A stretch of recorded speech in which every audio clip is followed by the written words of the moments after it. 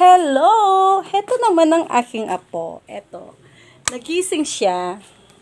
Dahil wala kaming ginagawa. Siyempre, kakadedi lang niya. Eto, nakita nga akong nagsasalita. Kaya gusto niya. Kakargahan ko siya para makapag-live kami. Eto naman po siya. Lagi kapag tumawa na, syempre maalis na yung stress ni Lola.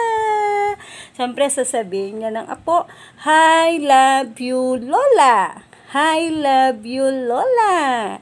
Hayan, silang dalawa ng ate niya ay nakatulog dahil katatapos ko lang pinaliguan silang dalawa dahil namasyal kami ni Apong Nene, ang mother ko, bumili kami ng lutong ulam, kaya sabi ko nga, budget muna.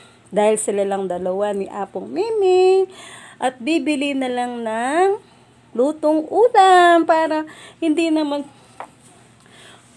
siyempre, para hindi sila mapapagod, nakakatakot nga naman, baka mag-slide sa kitchen, sila lang dalawa, kaya binili ko na lang ng lutong ulam si mother.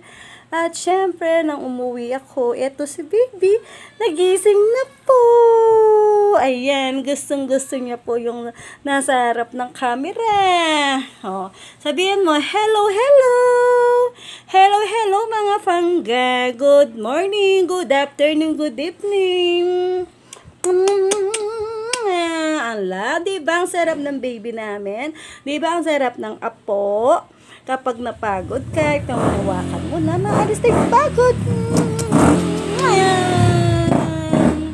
Bye!